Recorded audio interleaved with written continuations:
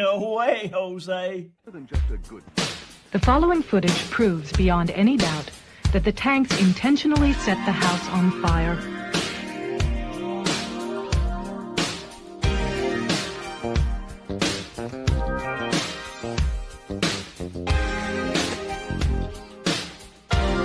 It proves that the Branch Davidians were murdered.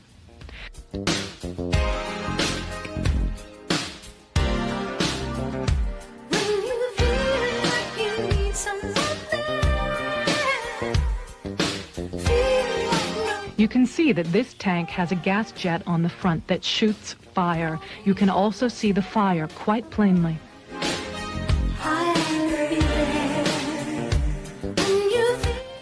The tank goes into the house twice, and each time as it backs out, the fire at the gas jet is plainly visible.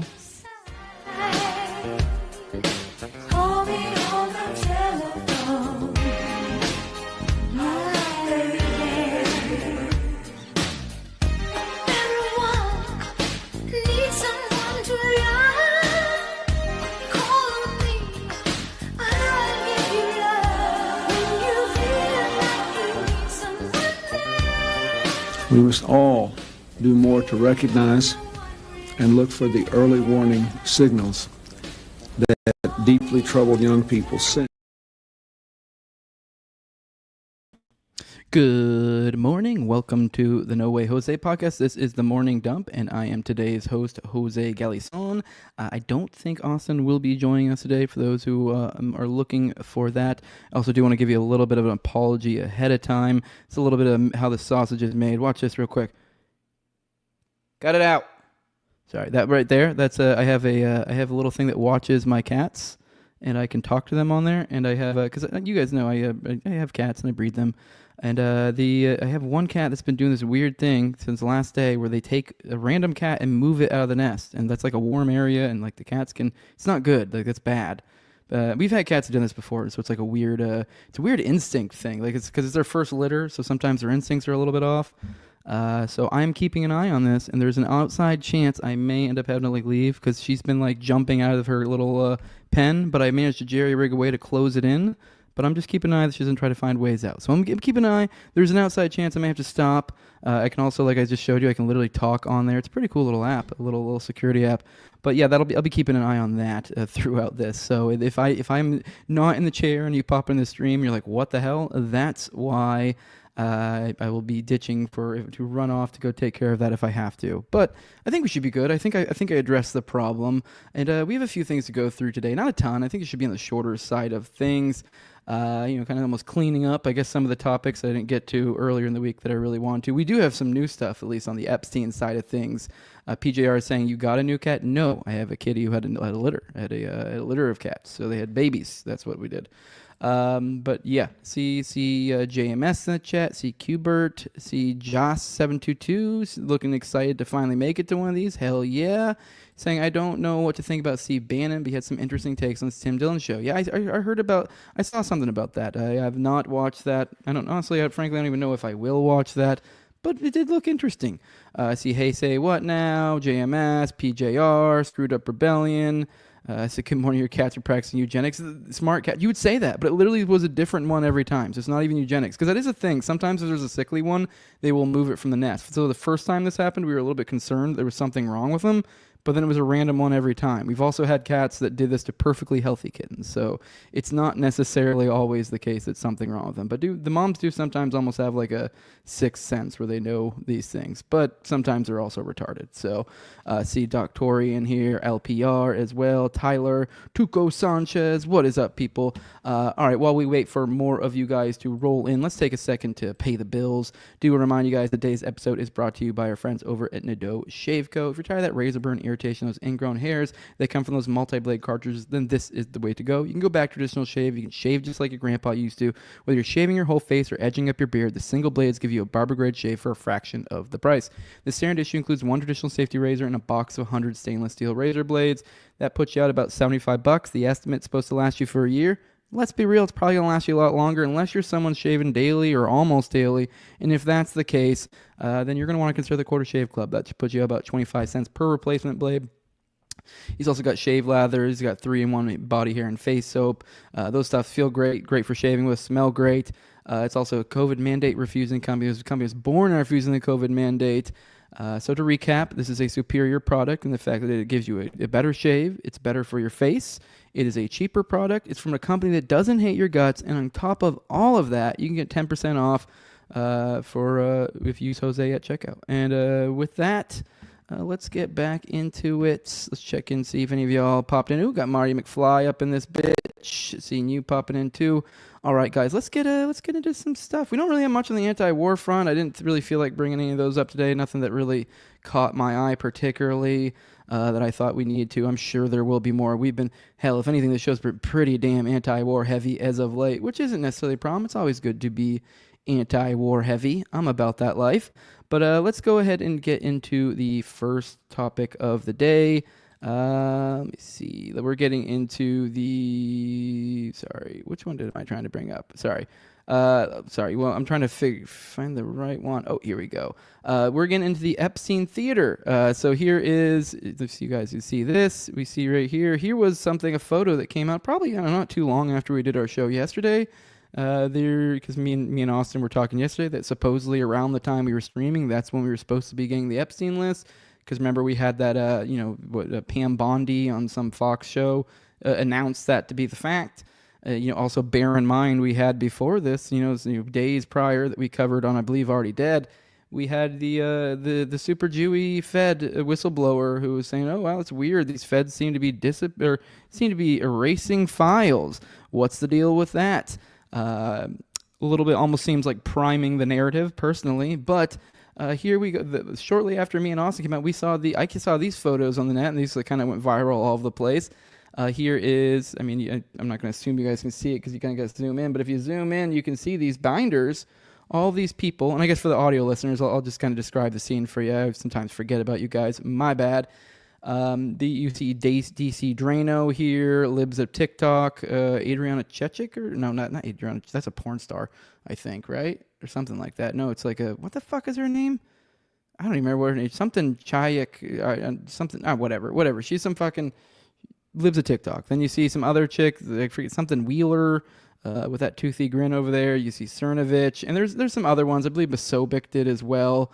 But the most notable thing probably about all of these is the degree to which these guys are all pretty strong, pretty affirmed Zionists. People might debate about Cerno, but he's been pretty, I don't know, he's just someone who's not a cunt to anti-Zionists, is how I'd put Cernovich, but he's still pretty pro-Israel, and he's pretty forthcoming about that as well, and there are some odd connections in his life. So yeah, he's some people point to him like, oh, he's cool. I'm like, not so much. So obviously, you guys, I'm assuming just by virtue of listening to this stream, you guys are probably fairly in the know somewhat of the Epstein scandal. You guys know where this leads. It gets into intel, obviously. This very clearly was a blackmail operation. And then the question becomes, well, which countries were involved in this blackmail operation? It's pretty clear, I believe. Like I say, pretty clear. Actually, I don't know if it's pretty clear. Might be oversaying it. I'm of the opinion likely ours was involved as well. Our own government probably was aware of this blackmail operation, and they may not have been leading it, but I believe they were at least privy to the information, if I had to guess. And I wouldn't be the least bit surprised if they were somehow plugged into the sense to which they could get things out of it occasionally in some way, shape, or form. Does that mean necessarily they were actually running the op or like in any sort of operational sense running the op? No. But I wouldn't be surprised if they were.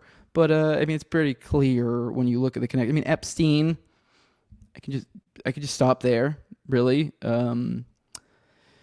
Epberg. Obviously made that up to make the point. So we have that, just the name itself. Obviously then you look at the people he was associated with. He was associated with Ghislaine Maxwell, whose dad was like a kind of a world renowned spy, kind of espionage all around the world.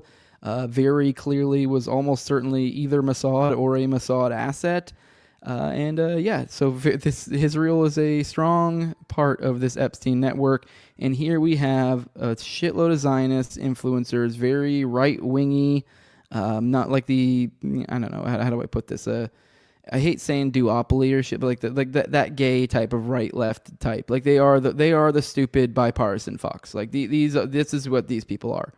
The annoying bipartisan or not bipartisan, the opposite of that. The party. What's the word I'm looking for? Where they're like really, it's like party politics bullshit. They're very like just entrenched. Like, well, this is bad because the people on the left like it. Like that sort of mentality. This is very much the camp of people. So it's not even like.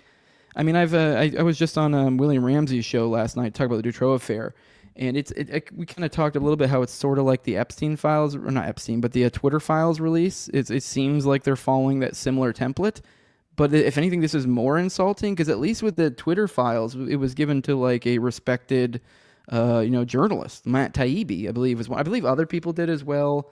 I believe there were like multiple releases, so maybe not all of them were as of of the caliber of Matt Taibbi, but I believe they were all kind of in that milieu, whereas now we're just kind of getting these generic, boomer con, not that they themselves are boomer cons, but like the ones who appeal to boomer cons, like their audience is boomer cons, these people.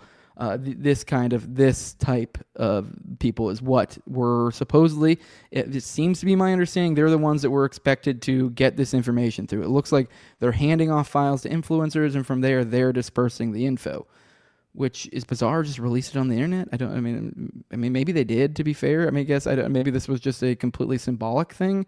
I'm not entirely sure, but you run into some problems when, this is almost certainly is a Mossad op, and then you have a group of people very, very, very ridiculously pro-Israel, which if it was like some other country that somebody was pro this or pro that, it would be one thing. But Israel is one of those countries that when people are pro it, they are pro it. Like my buddy Clint just on his show went through a segment the other day about just kind of the ridiculous. Like just think about the way people talk about Israel. And then think about if anyone was to talk about any other country in that way, as opposed to instead of like America or something, it's insane. Like, and you can be like, I don't know, somebody who's from Puerto Rico or something and be pro Puerto Rico because you have kinship with Puerto Ricans, and even then they typically won't speak of Puerto Rico in that way. You won't see them saying we must back Puerto Rico no matter what, and you're our greatest ally, and just stupid fucking slogans. But that's the milieu that we're passing. We're supposed to be that this is essentially the screen by which the filter through which we get this information. Now, to be fair, I guess, yeah. I mean, I don't know. Maybe you would require them to all conspire in order to omit certain bits of information if there's anything in any of these, which there aren't. A little bit of a spoiler here. I guess I'm jumping ahead of the story. These basically didn't have shit in them. These were all things that were essentially, I guess Pam Bondi's been going on recently about how she had all these files, or had these files on her desk. The whole time there was only 200 pages, which anyone in the know of the Epstein, like how many Epstein documents there would be out there, they're in the thousands. So, and Pam Bondi, what used to be the Attorney General in Florida, Hillsborough County, ironically, which is, where I'm from. And she, so she was in the same...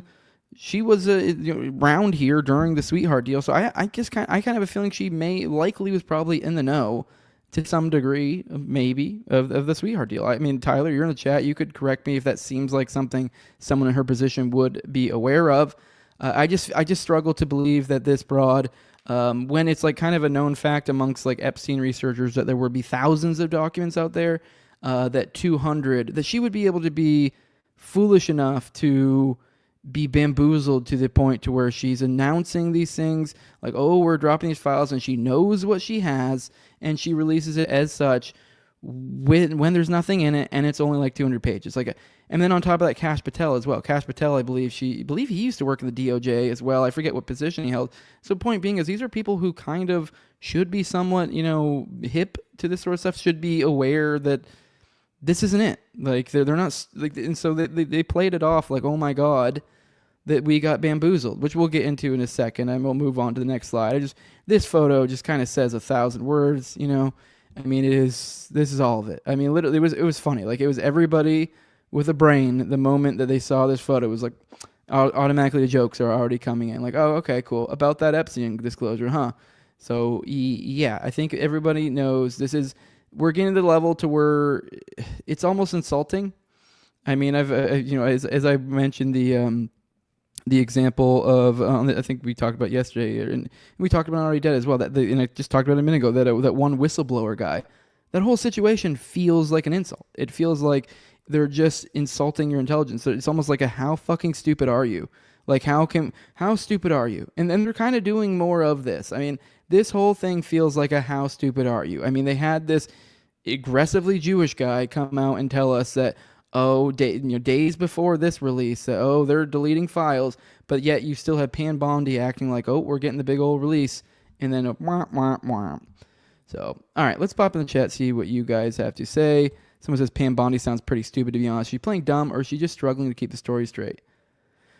I think probably she is dumb, but also struggling to keep the story straight, or that's how it was supposed to be delivered. I think I guess playing, actually, yeah, never mind. Now I'm thinking about it. I guess playing dumb would make sense. I think it is playing dumb, yeah. Someone mentioned we got Rickrolled, which I will get to that in a second. Someone said nice Kill Tony reference. I'm not sure what I even said that was a Kill Tony reference. Puerto Rico, gotcha. Someone says there's only so much power official government has over the unofficial government. This is true. We understand Puerto Rico is a shithole. This is from Glowy Niggerspick. I'm going to assume you're Puerto Ricans. Yeah. Dr. said they did release on the internet like an hour after the post. Okay, well then fair enough. So I guess, but either way, I mean, it's still kind of then this is entirely symbolic. So it's either where they're being filtered through them, the two options that are being filtered through them, or we're getting this faggoty little symbolic nothingness. Like, why? What if this isn't being parsed through them, what is the purpose of this? So we can just give these homos some photo ops? Yeah. I could say it's, John says, I gotta say it's refreshing how everyone seems to be furious about this other than this little group and their backers. 100%. LPR, or Tyler says, by the way, Pam Bondi set this in motion. She's acting like she's upset about not having all the files is questionable. Exactly. I struggle to believe between her and Cash that they would not know. Like the idea that they wouldn't know is ridiculous to me. Let me see, trying to think what else. Someone's saying hacks. Yeah, Tyler, they are hacks. What do you think of the idea that they want to conquer the Holy Land for Christianity? I don't know. Honestly, I don't know. I know I did the Knights of Malta episode with kind of my brain farm William Ramsey, and I don't know. I'm still torn on that. I mean, it could just be a coincidence to some extent, or even is that the idea that I don't know if they want to conquer it, because I mean the idea is that these Knights of Malta Catholic people are kind of taken over in this in that. And I know Knights of Malta also it's kind of like a Shriners type thing that is like a charity. So there is an aspect of like people will know people. They're like, oh yeah, my buddy, he's a doctor and he's in it. And it's like, yeah, well he's probably the lower level. He's probably just like literally part of the charity and probably is not like what we're talking about here. What we're talking about, and the same thing goes for like Masons and a lot of these different groups. It's kind of a similar concept. But if you're talking about like somebody like I don't know what it was. I'm trying to think of one of them off the top of my head. I don't know, like Jimmy Savile. Like he was a Knights of Malta. It's like, well, I don't know. Maybe that Knights of Malta thing had something to do with him being who he was and the influence he has and what he can do for this organization. So I don't know. I mean, and this is directly tied into the Vatican. So it is an arm of the Vatican. So yes, Cerno is a J himself. Oh, okay, I didn't know that. Adrian chat. Yeah, see, somebody caught me. Yeah. All right, cool. Yeah, let's keep moving on. False flag distraction. They want you mad about this. Well, you know what? I mean, if they want us mad, honestly, I think I don't really see why we shouldn't be. I mean, I do, like the idea that people are like they want you mad. You're like, well, I don't. I'm just like, so what? Like, then I think you should be mad. I mean, the idea, like, I don't know. It's like when people say, well, that's what Putin wants you to do or something. And you're like, okay, but you need to give me an argument for why I shouldn't do that. Like, I don't really care about what they want. If they want me mad about this, it is a little bit concerning, but like, I struggle to understand why does it matter if we're mad? I didn't mean, we should be mad. Like we should be fucking getting, we should be doing fucking, what was it? The White Marches, I believe is what they called it in Belgium when they fucking, when they realized the fix was in on the Dutroux affair, which was, the similar thing, but, and yeah, they fucking 300 to 350,000 strong in a country the size of Maryland, rioted against their government, fucking sprayed them with water hoses and did all sorts of crazy shit and threw a fucking absolute bitch fit. I mean, in the end, there still was a cover up, but I think they probably got a little bit more out of it. Nihul, the head guy, ended up getting like 5 years, which is nothing, but it's something. And then then you also had Dutro. Dutro's still in jail, so hey, there's something. At least he's off of it. Whereas likely otherwise, probably nothing would have fucking happened at all. That network would have completely gone on, unimpeded. And I guess it's a small win, but geez, like I don't know, it's something. I mean, and I don't even think they probably shouldn't have stopped there. They should have kept throwing fucking fits. So I don't know. I guess maybe they do want us mad, and maybe there's some sort of plan to that. But it's a bizarre thing to make us mad about because it's a real good way to undermine their power. So I don't know. So yeah, I'm not mad at you or anything, MW. You're saying it's a great reason to be mad. I was just using it as a soapbox to go off of. Let me see. People. All right. So I'm not mad they didn't release anything. I'm mad about the gay-ass theatrics. She could have just announced the files have been destroyed and the case is closed and blamed it on Biden. Exactly. Like I would just prefer straight up being like, I'd still would probably roll my eyes and be like, this is like, you guys are probably lying to me. There probably is files, or you guys know stuff, or you could prosecute, or this, or X, or Y, or Z. But at least if they didn't fucking hype it up, like, guys, we're gonna fucking release Epstein files. It's gonna be so fucking hype, like that, like. But and then just fucking drop a bunch of shit that like isn't even like as good as stuff that's been dropped like in the realm of like almost a decade ago. Like when did fucking Nick Bryant drop his fucking his little black book? It was in Gawker. It was like I want to say it was like literally like a decade ago or so. So it's like, and there was better information in that than there is in these. So yeah, it's just the theatrics is super gay. And it makes it even, he pointed out that I guess they did drop the documents on the internet. That makes it almost, I don't know if I'd say worse, but gayer, I guess. Because it's like, then what is this? Why? Just drop it. You have the capabilities to drop the documents. I don't need you to throw these fucking faggots in my face. I don't. But, yeah. Let me see. So, yeah, the theatrics do kind of get at me. Predators can now claim victimhood per court. They redact victims' names. That's a good point. That is one thing I in the pre-chat when I was talking to William, that was a kind of thought I had too.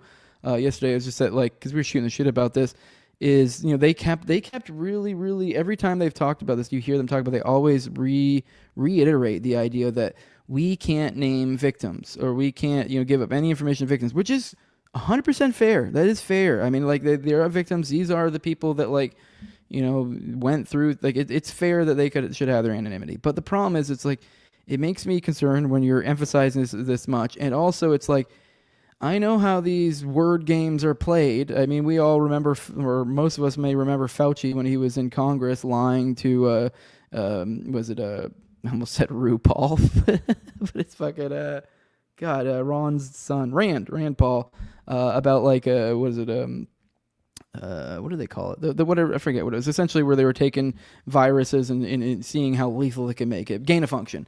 And he was like playing silly word games, and I almost feel like you could sort of play word games with this. Like, if we're redacting victims' information, so that is that anything that we could in any way interpret could somehow some sort of way lead you to understanding who the victims is.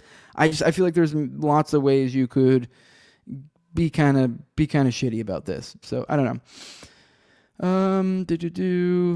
So then we have Keith here. It said $10. $10. This goes to the homie Austin, because I'm not monetized. This is on his channel. So they want you mad and sad, and when you're successfully confused, you put on the lipstick. I mean, I think if anything, it's if you are looking for an angle of what they're doing to, if you're like a problem, action, solution, or whatever the fucking the bromide is there, if that's what you're thinking of, if anything, I would think, Jesus, I had a total point. I just completely brain farted it. I would think it was more like a demoralization, and so it wouldn't be that they want you mad; they want you to feel helpless.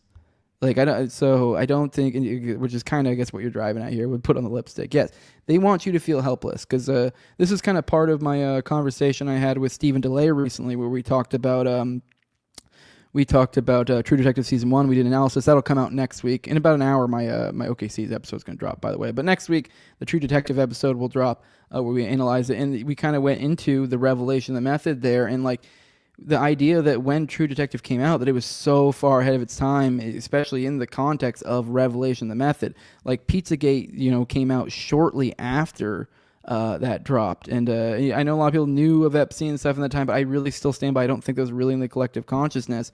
So, I mean, the idea that they were able to get away with a degree of what they got away with. And Stephen kind of had the idea that he thinks it was a demoralization thing, because if you remember, spoiler alert for a show that's been out for a long ass time, the end, they get the one killer, Errol, I believe, Errol Childress, and he and then they go, it's kind of like, oh, we got him, and then it's like oh, well, we didn't get them all, and they're like, well, that's just the way it is sometimes, and then that's basically like, I mean, that's a very simplistic way to end the show. It's actually a really beautiful ending of the show. This is just one little aspect of the ending, which that part is a little bit like, but the rest of it's pretty good. But that part of it, so far as like the actual ring, the trafficking ring, or the rape ring they were going after, or whatever you want to call it, at the end it's just they get the one guy, and it's alluded to that maybe the cult is still at large, maybe, or the people who did that are still alive and out there, and just wait, we move on. We can't get them all. Which I pointed out to Steven that I felt like was very, if you follow the arcs of the characters, completely flies in the face of what they had learned throughout their entire character arc through the show, which I think, maybe to people who pay attention, it's kind of like a tale of two worlds. To the normies, maybe the people who aren't even as inundated to Revelation or like these sorts of things, they may see this and feel they may associate with absurdity. They may associate it with, so then they see things like Pizzagate and they're like, oh, this is like a TV show. Then even if they do identify somewhat to where like maybe there's a reality here, there is a subtext of the show that it influences them to kind of have a helplessness. Although I think, so when I say the tale of two worlds, I think there are some people that are able to see this. And I really do think the writer of the show was trying to send out a positive note, in relation to this stuff. And I think, maybe, whether it was, he probably had to make some concessions in some places, like, oh, we didn't get them all. But if you really think deeply about it, you're like, oh, like it's a deep show. I highly recommend you guys check that out. It's up on the Patreon right now if you don't want to wait, but it'll be up next Friday. So somebody said Epstein isn't dead. I don't know. Sex, drugs, and guns are run by CIA, and FISA still stands. Well, that has nothing to do with Epstein. But I mean, I don't know. I honestly think he's dead, personally. I mean, it's the same idea when people say, like, bring up McVeigh, because people always like, oh, you think he's still alive? No, I don't think he's still alive. I mean, I wouldn't be surprised, just as I wouldn't be surprised if Epstein was still alive. But both of them strike me as very much loose ends. So, I think they're dead. So, Brain Bucket said, digging around total disrespect is what really pisses me off. I assume that anything actually interesting in the files has long been deleted. Exactly. Setting up lawfare for the Predators. Melko says, Dershowitz had 11 phone numbers on Nick Bryant's list. RFK was at Ghislaine parties. Trump knew him until 2012. Too much compromising info, probably, especially Israel, Mossad, and CIA connections. Exactly. So, for those who think we're getting any sort of actual real disclosure, I have a bridge to sell you. On the plus side, we get closer to pitchforks and torches with every one of these stunts. Keep it going, you fucks. So I don't know. I'm pretty upset about. I'm pretty irritated about this. So, all right. Oh geez, man, you just keep on giving money. Why don't you go do a Rumble rant? Give me some money, you dickhead. I'm just kidding. Thanks for supporting. Did you guys ever cover the 15,000 dead babies in a sea container? What? It's still on YouTube now. The guy who owned the container fled to Israel. Nothing happened. Yeah, definitely. I don't know if you follow me on Twitter or what. Tag me. I mean, if you have a Rumble account, you can drop a link in there. I don't think YouTube works very well. I think well, not deboost, but it shadow bans like links and stuff, I believe. So I don't know if you can share that in there. But if you are in Rumble or tag me on Twitter, that you caught my ear there for sure. So you can also email me at thelibertymovementglobal@gmail.com. Awful email, I know. So at Tower Gang Jose, you can also get me there. So, or Facebook on Jose Galison, because that's give me that sauce, baby. That's some that is interesting. I'm very interested. You said they fled to Israel and nothing happened. Many such cases. So I mean, you can do all sorts of stuff to babies and go to Israel and no big whoop. You're good. Flight log doesn't equal client list. Yeah, you are correct, GPI. So somebody says I thought McVeigh was executed. No, yeah, but a lot of people have theories that he lived because there's like for one there's a specific his name's on the tip of my tongue, but I can't think of it right now. There's a certain FBI agent that looks very much like him. I believe he also started on the force around the time McVeigh died, so people a lot of times point to that. I mean, yeah, I guess they look kind of similar, but I don't know. Also, McVeigh just kind of looked like a pretty common archetype of a white dude, so I don't know. Kind of one of those faces that I've seen a lot of people look kind of like him, so I don't know. But there's a lot of theories. There's people who say they thought he saw him moving. There also is some weirdness that does kind of lead people to think that, you can kind of understandably think so. For example, we weren't allowed to, it was McVeigh himself that somehow arranged, I don't know the specifics of this, so that people couldn't know where he was buried or where his, I believe his ashes were dispersed or whatever.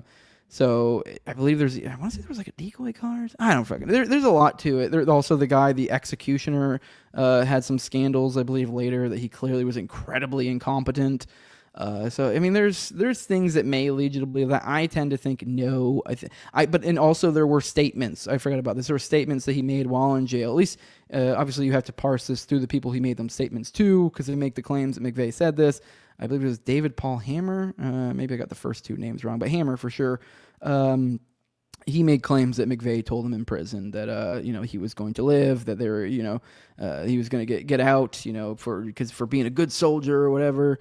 And so I think he did think. I do believe McVeigh thought he was going to live. So, but I think they killed him.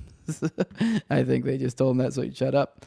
So I personally believe the Trump team is naive and underestimates how depraved the intel community is, which is ironic considering everything they've tried to do to Trump.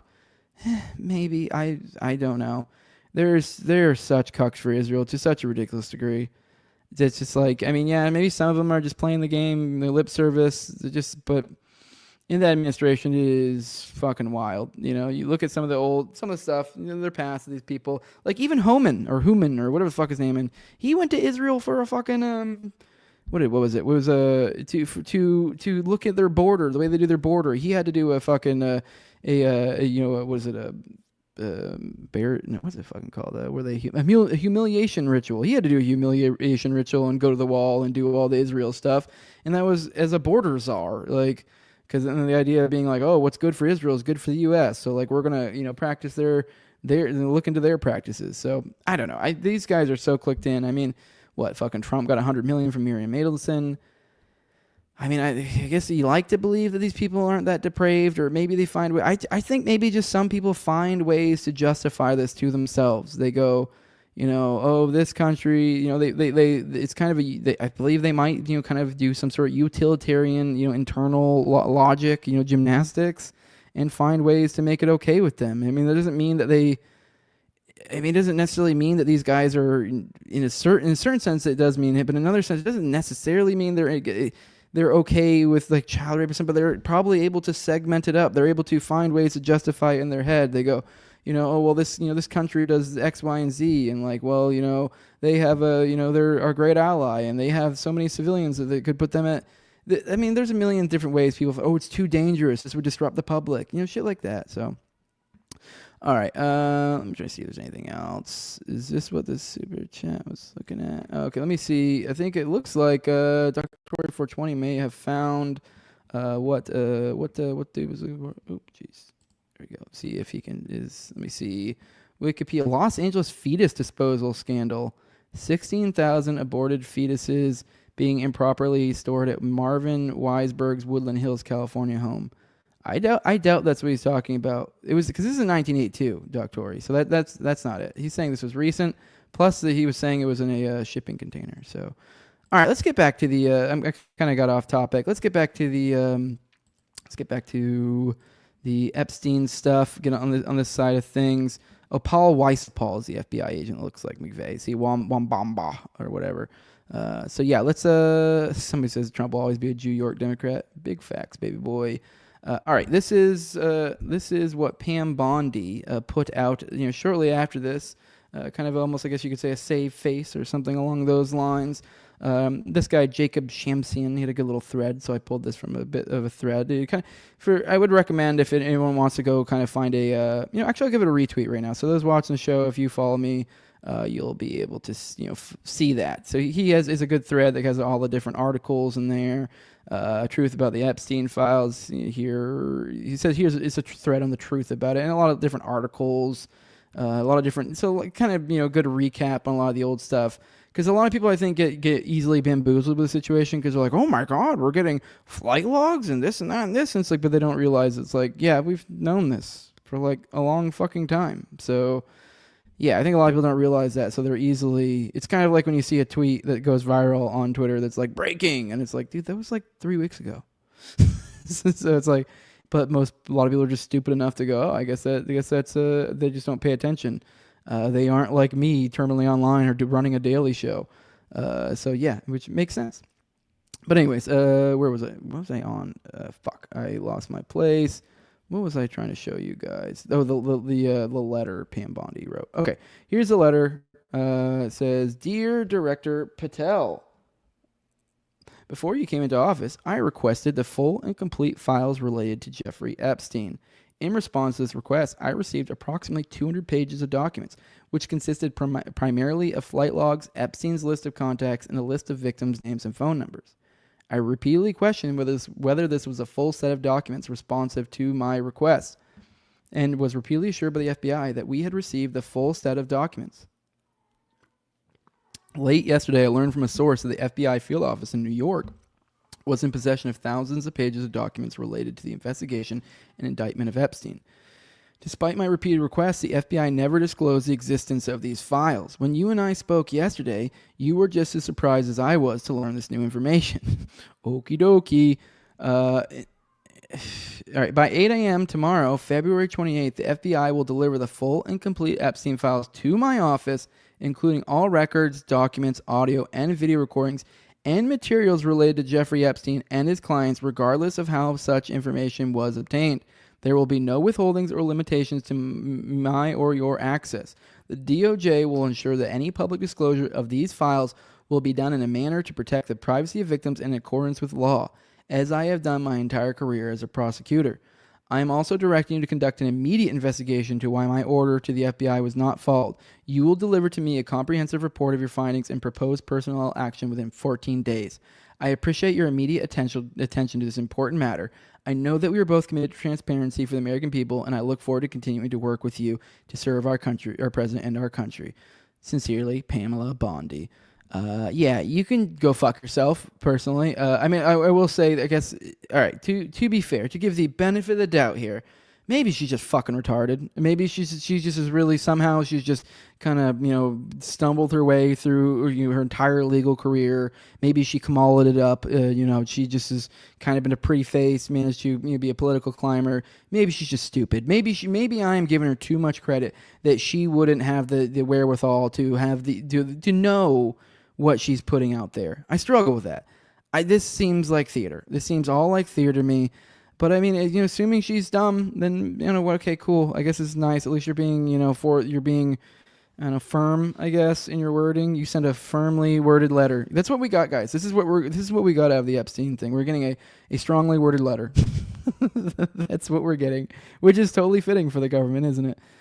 So yeah, this is what we're working on, and then obviously every fucking conservative influencer, fucking smooth brain fucking idiots, every one of them. There's a fucking civil war in the FBI. Yeah, fucking grow up, grow the fuck up. Like, yeah, maybe, but like, grow up, you stupid fucks. Like, I don't know. I tweeted out before, and it seemed to do some pretty good numbers. It's like, this is how retarded they think you are. Unfortunately, they're mostly right. Like, that is the case. And you have these influencers, which I guess, that picture I showed a minute ago, I guess is kind of a sign of this, like where this goes. You see all these people, they were sending duplicates of of the releases, like exact same tweets amongst themselves, like copy and paste of this stuff. Like, they are just mouthpieces for this information. They're corralling people into the narrative that they want them to have. It's just, I don't know. You know what I will say, in a certain sense, this has been the most transparent administration, and by that I mean this is transparently fucking us. All right, let's check in with you guys. LPR says you should read Clint's post in this letter, basically saying she's going to drop the hammer. Felt naive. Oh geez, did I accidentally talk shit about Clint? I didn't know Clint was, but I don't know. I mean, to be fair, Clint does this thing where he will frame things from that perspective, but then he will be like, yeah, no, it's not really like, but he's just framing it in a certain way because he knows that's how, I don't know, whatever. Yeah, it's a little gay. Dr. Roy's saying the fetus is restored in shipping containers. I mean, the other guy saying it was like recent though. So is that what he's made it sound like? It's still on YouTube. I don't know. Yeah, Keith Champ, if you know more on that, if that is the one that Dr. Tory brought up, let me know. But yeah, I'll have to check that back out after because Bam Bondi sucked both her coworkers' dicks and then divorced is what Corey Sansone says. Is that legit?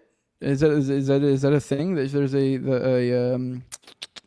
the word I'm looking for? A scandal in her past. That's all right. It's not surprising at all. Oh my God, she's based. She sent a letter. Yeah, that's right. These bureaucratic agencies are accustomed to political theater being actual theater, is what JMS says. Yeah, I don't know. All right, yeah, this is particularly interesting. And then to top it all off, if you weren't fucking mad enough, here's my buddy Lectern Guy.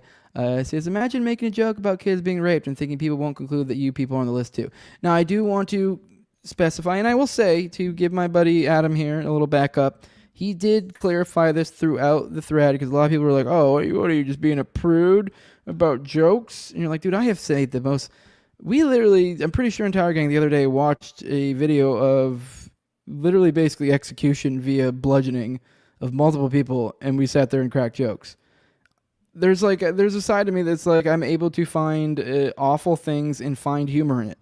I'm able to do that. But I'm also on the flip side. I'm also able to go, oh my God, that's awful, and I feel awful as well. I don't know. Maybe it's an IQ thing. Maybe some people aren't able to chew and walk cum, but I can do both at the same time. You'd be surprised. Maybe you should try it out. It's kind of wild. But point being is that's not what he was getting. You'll see once in a second. The House Judiciary GOP, they shared from their thing #breaking Epstein files released, and then it was a little GIF thingy. And it was, the GIF was, or whatever it was, a tinyurl.com/Epstein files v2. It was a, God, some cat's being a dick. You hear that? He's doing it again. What a fucking asshole. All right, yeah, they dropped the Rickroll. They dropped a Rickroll on it, which is like, fuck you, dude. Like a Rickroll, for real. Which, I mean, okay, in some sense, I guess I could kind of maybe see where they coming from. Had that come from any, like a private person, that would be funny. That would be...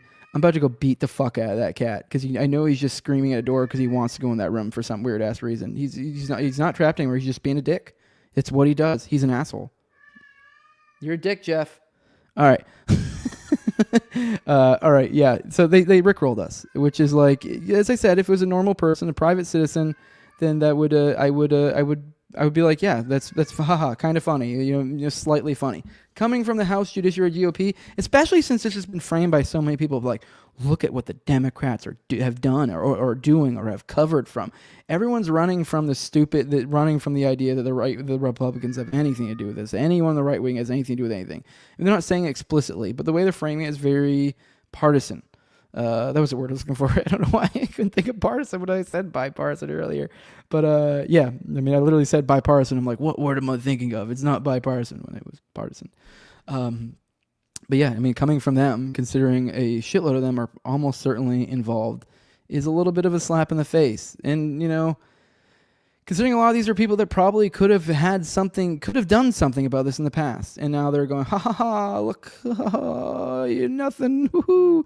And it's the GOP too. So it's not even like, you can't even be like, this is partisan politics. And like, if this was like a DNC thing, you could be like, oh, they're making fun of, they're pointing out how shit the Trump administration is being on this. That would make sense. This is the GOP. This is the fucking GOP. I can't even understand an angle for this. What is the angle? Why would you think it's fun? It's appropriate to be like, oh, you guys got faked out. Like, read the room. Like, this is like, we're like, what are you doing here? And that's what that is. Like, Yeah, it's not that, and that's not that Adam is against awful humor. He's perfectly fine with it. He's cool. Trust me. He's watched Tower King before. He's about that life too.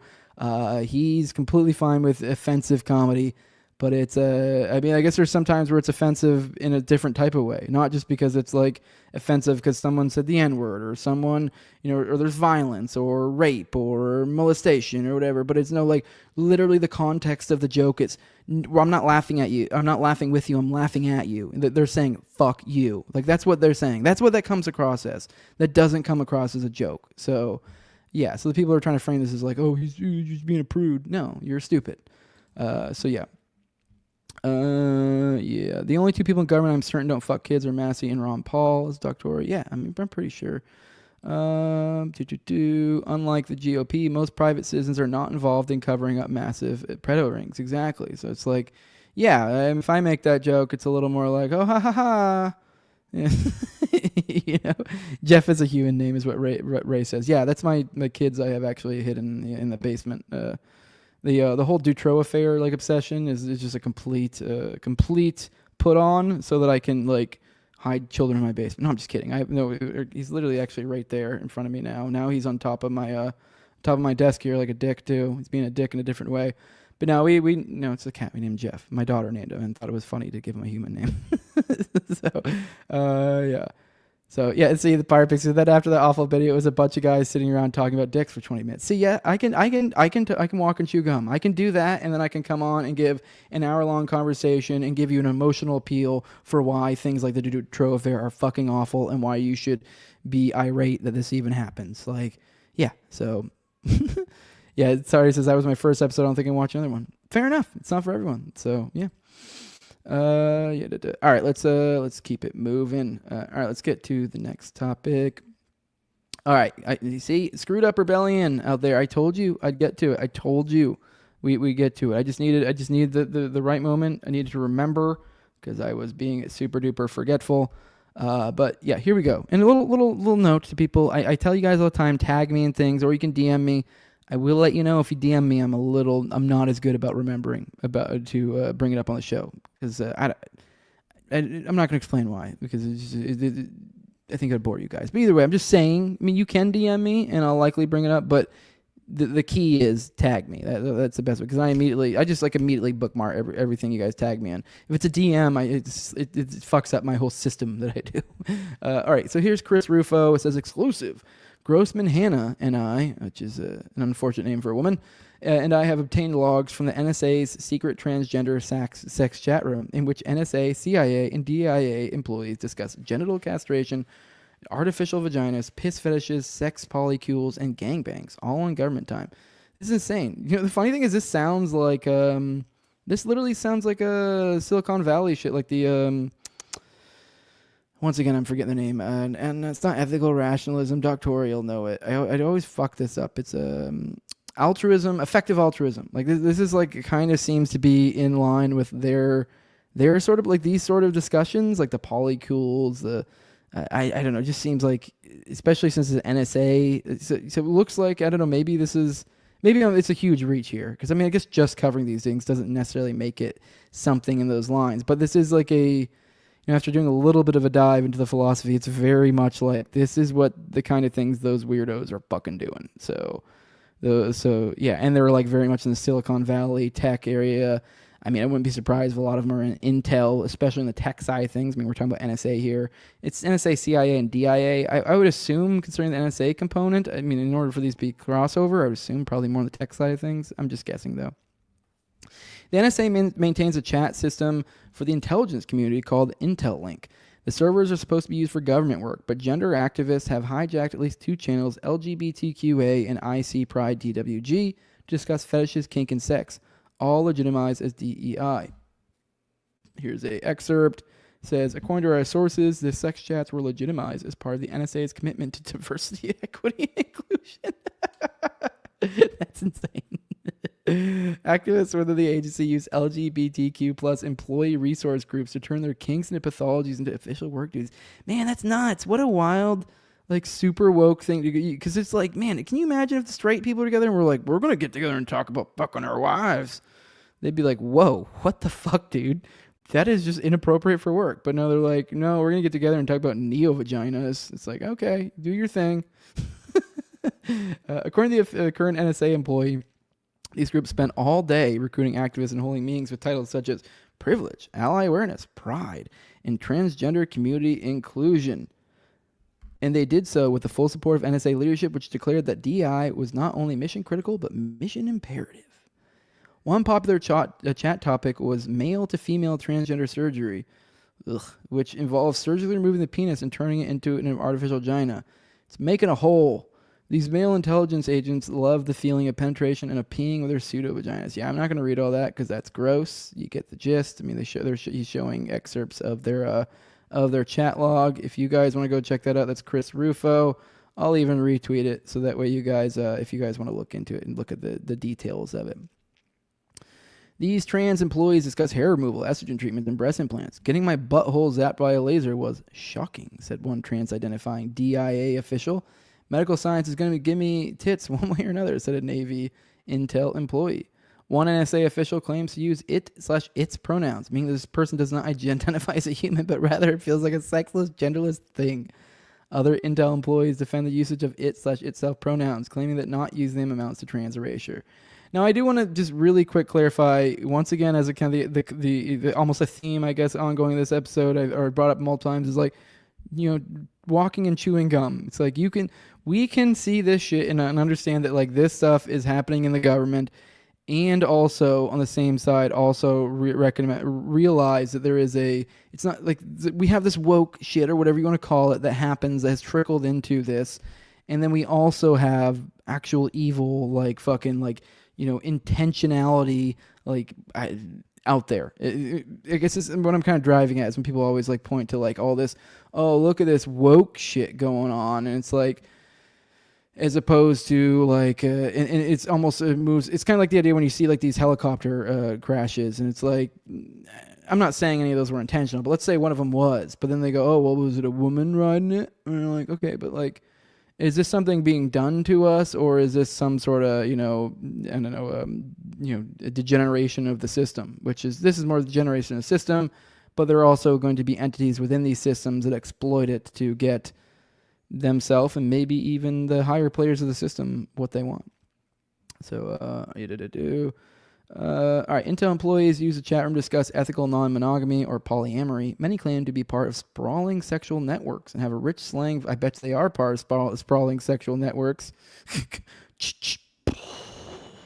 And have a rich slang vocabulary about their sex lives.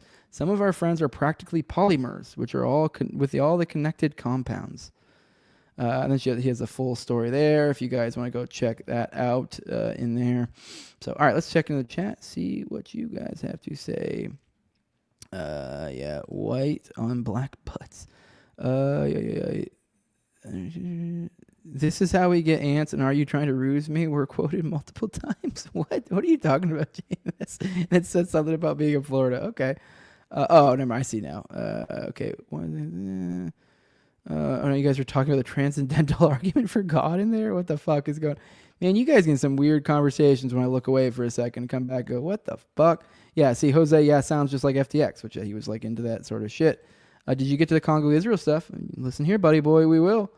Yeah, so let me see, I'm trying to see if anything else you guys. My name is Jeff. Yeah, I think I might have made that joke and my daughter thought it was funny. I can't remember how that cat got that name, but I think it really was something as silly as my daughter was like, we're gonna call him Jeff, and I'm like, that's pretty hilarious. Sure, we can call him Jeff. Yeah. All right, let's keep going. Let me see.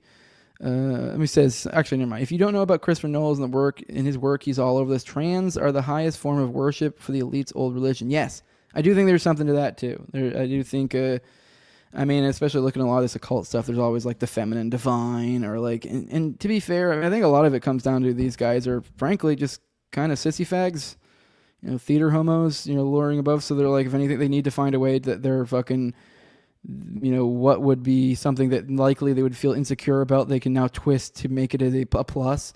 Like, oh, I'm a slightly 120-pound man with no muscle mass, and I know, cool, I went to Harvard or Yale, and I have this networks, but like, I'm better than you. You're like, oh, like because I'm trans, that's what's special about me. And you're like, cool, I could beat the flying fuck out of you, and I actually probably have somewhat marketable skills aside from being tied into fucking weird networks and nerd fag tech shit. All right, let me see what else you guys got. Sorry, okay, my bad. Phrasing. I don't know what I said. I don't even, whatever. I probably said something wild. All right, let's we're getting to the Congo stuff now. This is from a Screwed Up Rebellion again. Actually, the post is GBPH, Ghost of BPH. But this is the listener of the show, Screwed Up Rebellion, shows. All right. It says, we've been covering, and we've referenced this before, the Congo-Israel situation, because it kind of came up. I came aware of it when we were looking at the Ashley St. Clair situation. Her PR guy notably assisted Israel in some component of this, did something PR related to this Congo situation. So likely took some sort of a atrocity and probably put a smile on it, kind of like what the photos when you're like, like the memes, there's like Republicans and Democrats. You see the Republicans with like bombs, and then you see like Democrats with bombs, but then there's like gay flags on them. Yeah. Okay. We've been covering the situation in the DR Congo on Badlands Daily for the past year. See video and quote post below for details. Make no mistake, this is President Trump going after the Israeli elite's war chest, as these rare earth minerals in the DRC have an estimated value in excess of $24 trillion. Now, I want to see when this was. So this was February 22nd. Okay, so this is 6 days ago someone posted this. So, okay, so I just want to make sure, this was like so we understood the context of when this is going on, because he's talking about something about the rare earth minerals and shit in the DRC. So in the Congo, so this guy off the jump is thinking that he's going after the Israeli elite's war chest, which I don't know about that. We'll see. I mean, I guess we'll let him explain this more. But all right, President Trump froze the assets of Israeli mining oligarch Dan Gertler in 2017 using Executive Order 13818. Some of these assets were legally stripped by a British court in 2023 and sold to a UAE investment fund. Gertler had a monopoly over the mineral rights in the DRC, where he used child slavery for labor. Okay. Gertler was close friends with the former DRC president who ruled the country with his father for decades until he was replaced with the current president in 2018. Now, I will say I would like clarification on the child slavery. Call me a dick and whatever. I don't care. You can call me a dick. I see child slavery a lot, and it's like, what do you mean by that? Like, I always I don't know. It's like kind of when you see human trafficking and they're just talking about prostitution, and you're like, okay, well, are you saying this person was like brought from another country and living in awful conditions and doing this against their will, or is it just someone that was like, somehow you moved them from one place to another at one point, but they're doing this all voluntarily? And then the thing with the child slavery is, it's like, or is this somewhere, are you literally like physically forcing these children to, or is this something where it's like literally an economic need to where, hey, it's just an available thing and that these people are signing up for it, I'm sorry, I know everyone has, child labor, oh no. You're like, well, there was a time where we didn't have the luxuries we have now, to where it's like, yeah, no, sorry, everyone had to fucking work. Everyone had to contribute. Everyone had to help put food on the table, because otherwise we would fucking die. And that's still the case in many countries around the world. So, yeah, you can almost throw that out, unless there's something about like literal, like, they're fucking chopping kids' arms off when they're not fucking like doing what they're supposed to, or something crazy. But if it's just like, you're giving them 5 cents a day, and they gotta pick up sticks or do whatever. It's like, what's the alternative? You let them starve? Like, because the alternative is you don't give them money. So, all right. So maybe I'm wrong. I don't know. Just want to take a time to point out that I'm pro-child labor. Gertler was the kids yearn for the mine. Gertler was close friends with a former DRC president, which, by the way, when they say DRC, they mean Congo. It was like the Democratic Republic of Congo. That's what we're talking about. Who ruled the country with his father for decades until he was replaced with the current president in 2018. According to the Paradise Papers leak, Gertler was disseminating cash to the other Israeli oligarchs and his longtime family friends with Netanyahu. Multiple coups have been attempted against the current DRC government since 2019, and the Mossad director, Yossi Cohen, was banned from the country and forced to resign in humiliation after being caught sneaking around the country accused of planning a coup. Rwandan President Paul Kagame is an ardent Zionist and close associate of Netanyahu and the other Israeli oligarchs. He was installed as leader of Rwanda in the 1990s by the globalist hegemony and then funded the uprising in the Congo that put the Kabila family in the presidency, the same family that gave Gertler his monopoly. Kagame has been pressured by the regime as the false savior of Africa. He's now launching terrorist raids on DRC and trying to claim the terrorists territories where these rare mineral mines are located, most likely trying to reclaim the war chest of his Israeli masters. The DRC turning to President Trump for help is now bringing this story full circle and further evidence of Trump's conflict with the Israeli elite. Okay, so I guess some takeaways. Obviously, it seems like the Israelis are extremely clicked into the Congo, very much getting into their resources game here, and it looks like I would almost assume it's the implication here is it's the idea of like this is the part of the shtick is to bring money back to Israel type deal. This is this is super common in these sorts of things. So I think that's kind of what the implication is here. Also, the implication that there's some sort of deep level fight between the two.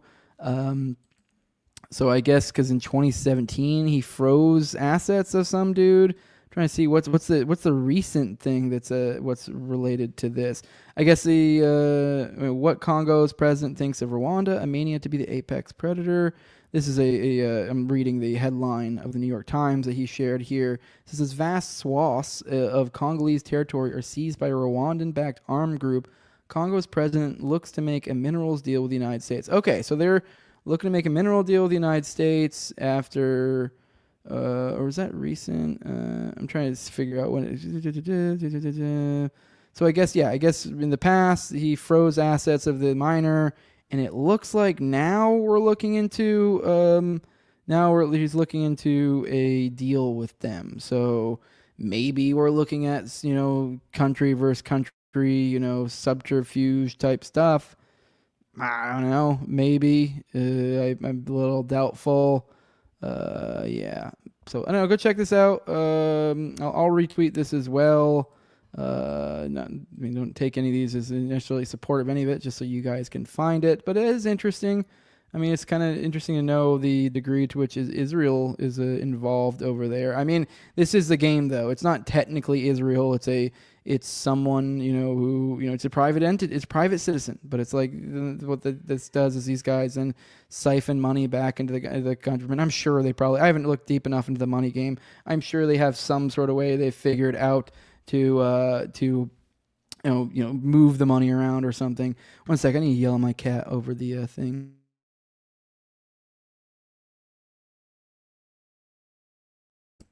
She stopped. She was trying to get out again. Yeah. Someone says thanks for extensive rebuttal. I don't even know what the rebuttal for. Was it for probably for the child labor? Did I not even have this up the entire time? I just realized, or did I just take that down? I'm sorry if I didn't have that up the entire time. My bad. I usually try to have this for you guys. But all right, let's go through the chat. Let's go through it. All right, phrasing. Everyone's just using stop. I can only. Are you guys just doing Step Brothers fucking references? Is that what's going on here? I think I've gone onto it. Those men wouldn't survive without tech and women in charge. Are you talking about the Troons? I guess maybe. I don't know. Oh god, but let me see. I love how they place the joke about him being the from Bristol Bay, Massachusetts, and it works so well. I don't know what the fuck you're talking about. Let me see. I'm trying to see if any of this is relevant to anything that I should bring up. Can't Elon just make 100 lab babies and force them to work for him? Yeah, that's what he's doing. That's what he's working on, man. He's creating a workforce. He's gonna get shit done. Imagine the crew if you had just got your kids together. And especially you knocked up all these influential women all the world. You have a crew. You have a dream team now, Put them bitches to work. So let me see. All right, let's Archer. You guys are making Archer fucking references to African Bush Wars. Yeah, I guess that was part of Archer. I did watch that back in the day. All right, let's move on to a story from the buddy old Doctori 420. See, I'll bring it up this time. And somebody let me know in the chat. Did I actually have that down the entire time I was reading that? If so, I'm sorry. I'll work on that. But I am curious. All right, this is from Doctori420. Another one from Chris Rufo. He says this could be a tire. I don't know what you mean by it. Could be, but it seems a little too on the nose. If you know what I mean. I think you had a typo there, bud. Not sure exactly what you mean, but I get the gist of what you're getting at. Here's another one from Chris Rufo. Says the NSA whistleblower tells me there's a clique of male to female transgender Marxists who have established a cult inside the agency. They hate capitalism. They hate Christians. They're always espousing Marxist beliefs. It infected everything. I get the joke you're making there, Doctori420.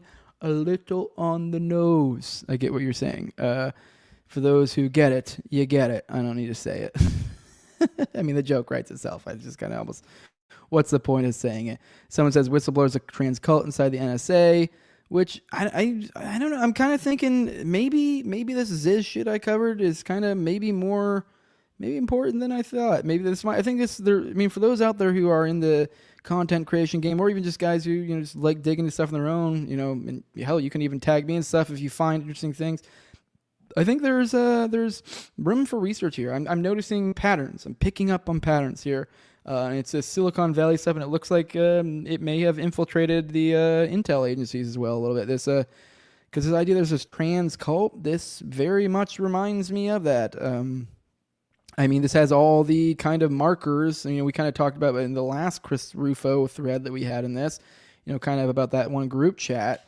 And there's kind of having a lot of the markers of these weird fucking, these weird fucking tech nerd, effective altruist types. It looks like, I don't know, there might be something there, which I believe it started as technically, they call it like rationalism or something, and it broke off into different ones, rational altruism being one of them, or effective altruism, I mean. So, yeah.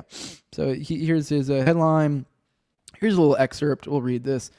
Rufo, it seems like this is a clique of very activist male-to-female transgender agents. Tell me about this community. There's a very small number of them, but they wield an enormous amount of power.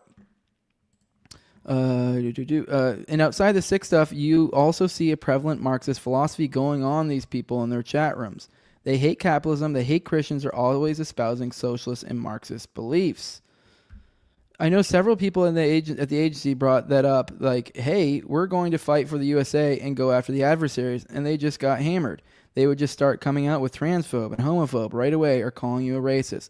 And that's why a lot of folks are still hesitant to say anything, because you still have people at these agencies in those key spots and infected everything. Rufo. And then what is the outcome? In your view, does such a focus on DEI and trans ideology degrade the actual intelligence activities of the agency? I gotta yell at the cat again. I'm still trying to sneak out of my little... Man, it's really working. I tell her to stop, and then she goes, oh shit, he hears me. He sees what I'm doing. All right, and what's the outcome? It does such a focus on DI and trans activity, in trans ideology degrade the actual intelligence activities of the agency. Whistleblower, it does, because you have people more focused on this ideology, and the folks that are into this put their effort into their work. I don't care if you're politically left or right. You can't have an unbiased mind if you're writing a report and you're constantly focused on how it's applied to gender ideology. Because when you do that, it's going to get people killed in the field.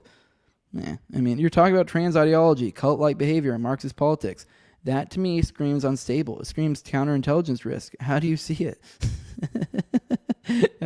Man, Rufo. Especially if you know Rufo's past. You're like in the... Especially when it comes to the old Star of David, or not past, but as a I guess record in relation to that. It's kind of funny, that statement. Whistleblower, all the above, the folks that were like that were quite unstable. I see it as a counterintelligence risk, but it's being normalized, it's being praised. So that's a interesting story. It does kind of, as I said, kind of pattern recognition is going on here for me with the effective altruism types. See, Fire Pixie says I'm MK Ultraing my cats with the voice of God technology. It is kind of, I guess, voice of God technology if you think about it. Pretty cool. Yeah, I can just watch them right here on my phone. So someone's saying, damn, the Troons are infiltrating organizations like Scientologists. Yeah, it seems that way. Someone's asking if I've ever watched Machine Gun Preacher. Can't say I have.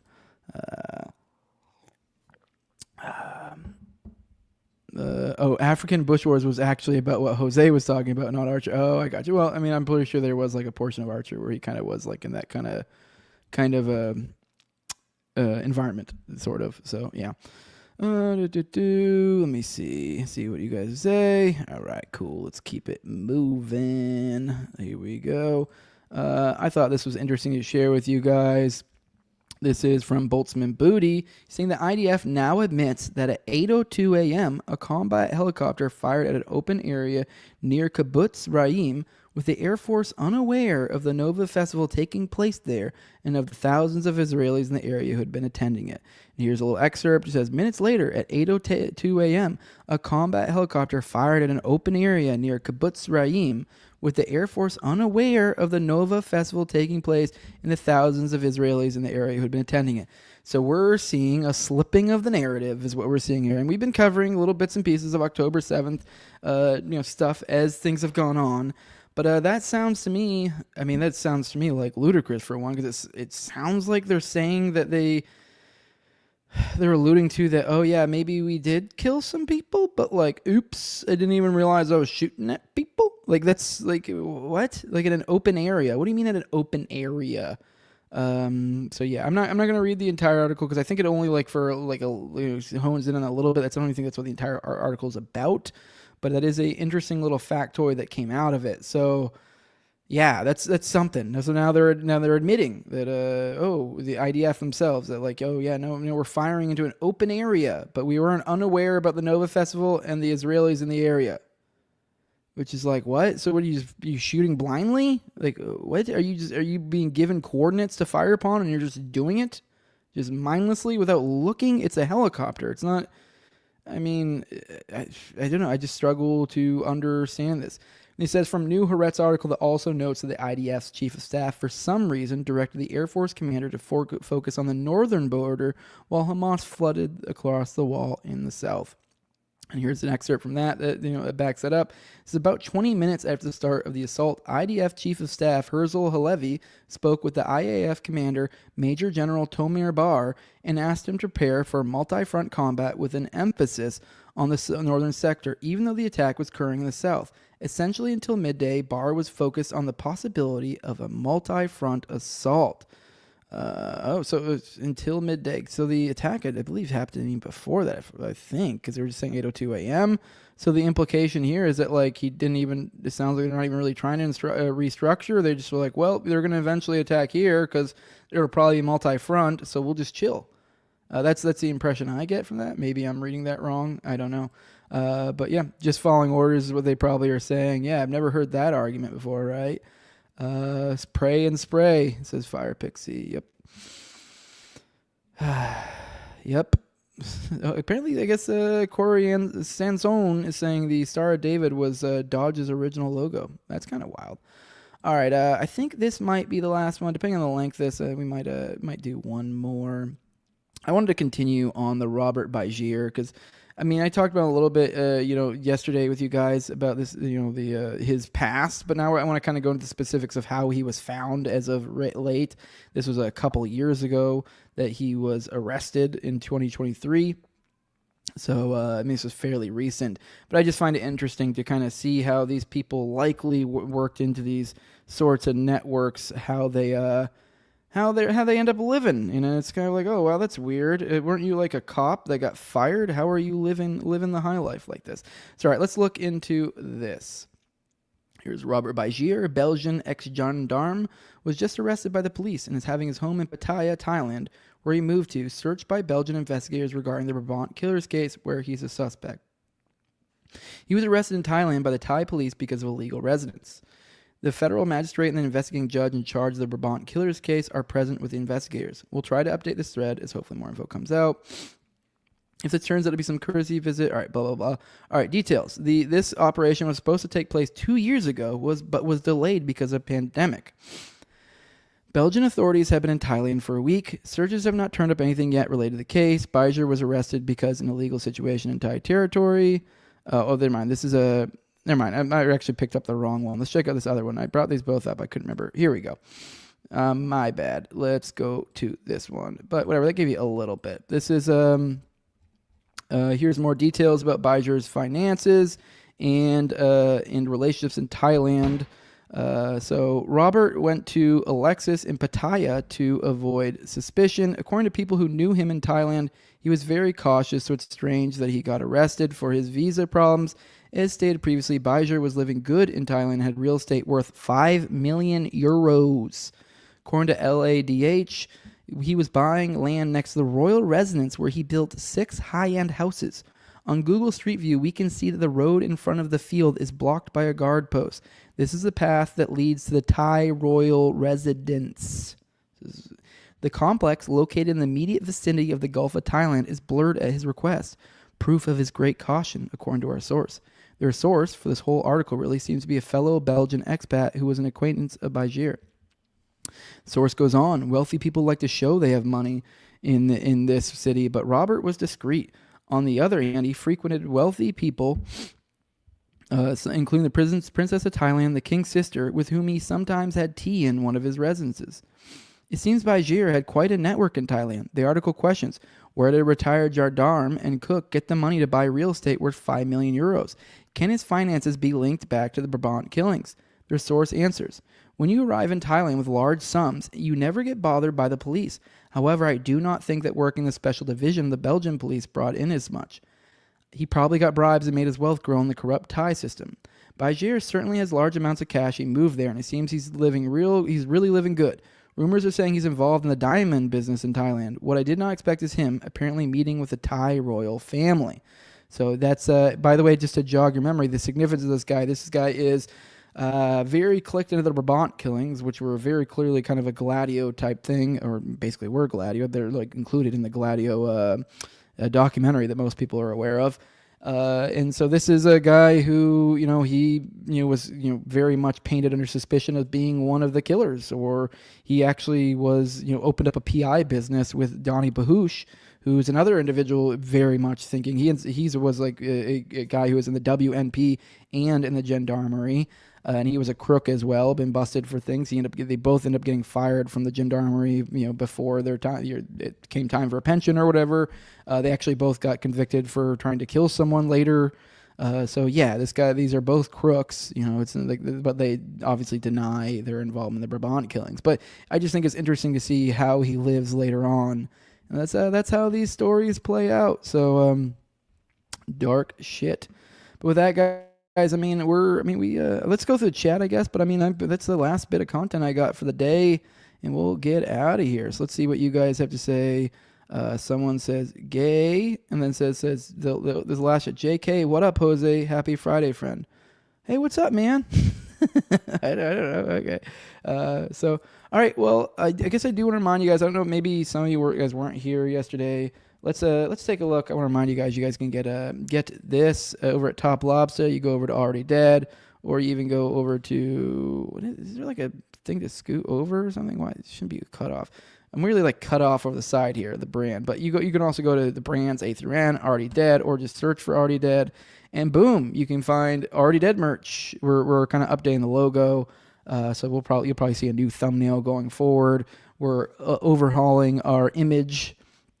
So yeah, we got Already Dead logos you can get. You got Operation Gladio stuff, hats, hoodies, t-shirts, long sleeves, along those lines. Operation Gladio one's sick. I really want that hat. It's kind of a retro version of the Already Dead one. Obviously, we're playing off. These are the Gladio symbol in there. Don't even have this up. I'm a fucking idiot. God, I did it again. All right, here. So the whole time was literally like, look at this, look at this, look at this. But yeah, this is what he has up right now. He just made this recently, Top. I don't know. Maybe we'll throw some more stuff. Maybe throw some like underclass stuff in here, or maybe like the original Already Dead logo. But yeah, so keep an eye on that. Where there's a page for us now. It's no longer like the No Way Jose page. It's now the Already Dead page. So it's going to kind of include everything that kind of ties into. I think you'll probably end up throwing like other parapolitical things in here over time. So, but there's more than enough for you guys to get out of here now. Go buy it. If this is stuff that appeals to you, Terrence Hickey, Kenneth Redu, Operation Gladio, Already Dead. These are all cool. The Already Dead having the Gladio symbol in the middle of it, that's fucking cool. Between all of these, buy some, let Top know that like there's actually, a market for this, because if there's not, this will probably go away after a while. So, go buy them. I mean, that is just saying. So, but yeah, someone's saying I want to have Elon's child. Yeah, man, I've heard it's quite the good deal. So I mean, I don't know. I mean, I'll sign me up, baby. But with that, guys, if you want to support what I'm doing, you can do that without paying me by liking, sharing, subscribing, commenting. Those help a lot. If you're listening to an audio podcatcher, go leave a 5-star review. That helps out a ton. Let me yell at my cat again. Cut it out. There we go. All right, she stopped. But yeah, and if you want to support me, don't want to give me money. I get that. You know, times are tight. I can sympathize with that. Believe me. But if you do want to support me, patreon.com/nowayjose2020. That's where you can get early access to episodes. Like, for example, in 4 minutes, my OKC episode with Jonathan Franklin and Richard Booth is premiering, and you would have got that a week ago if you were a patron. You would also have gotten about a week ago my analysis of True Detective, because I'm trying to do 2 behind the paywall a week now. So I mean, I probably won't get it, but the idea being now, instead of when I screw up and having nothing for you guys for the week, if I screw up, I probably just miss 1 and I only have 1 for the week. So, but it's shooting for 2 every week. But either way, you would have access to both of those. I mean, the True Detective one's still not going up until next Friday, so you got plenty of time. There'll probably be more stuff behind the paywall. So if that's something you're interested in, that's there. Also, you can get the ad-free RSS feed to get for the show if you don't like the ads on the audio side of things. Also, you can be a talking head on me and Austin's show, Already Dead, our weekly live show on Tuesdays at 9:30 p.m. Eastern. But yeah, if you want to pop in there for the second half of the show, we do video call-ins. You just got to support me or Austin at the lowest level. I think it's me 2, him 3. And yeah, you get a StreamYard link every episode of those, and you can pop in the second half of the show and shoot the shit with us. But if I also, at my highest level, I read them off every episode. My co-host on Tower Gang, at Tower Gang Toad, also have at AbrogateDs, at ZOVRACK, at _Infazeal, Tim Tuttle, at John Klebold, Will Bell's Delicious Blueberry Rabbit Eye Wine, big fan of the show, Torrin May, and then at INWARD Lover, because we all should learn to look inward and love ourselves, and the world will be a much better place. But yeah, with that, guys, I guess, yeah, follow me on Twitter, at Tower Gang Jose. That's where you can suggest coverage of different topics. I always appreciate that. You guys are great at keeping the know. Yeah, somebody says already playing on Rumble. Oh, you caught on. A little fun fact for those guys who haven't caught on yet. Every single time I put out an episode, like one of those episodes, like the paywalled ones or whatever, that like I premiere them on YouTube at like noonish usually. Typically Fridays is usually when I release them these days. But I put them out on audio and Rumble at like 5 a.m., like super early in the morning. So like, most everybody's up at that, or it's like, so that it's like basically when you wake up, it's available. Whereas, so the point being, my reasoning being, I'm always trying to incentivize, Rumble and audio. So you get a better deal out of that. So why hang out? Brandon's giving Austin some more money, $1. Bird or Death Kill just popped in. Sorry, we're leaving. Hero. And then Tower Gang NPC just now showing. He said missed the live because he's listening to the last episode. Well, hey, go catch up, buddy. I'll be here. Well, I guess the recorded version of me will be here. But yeah, with that, guys, we're out here. Love y'all. Deuces.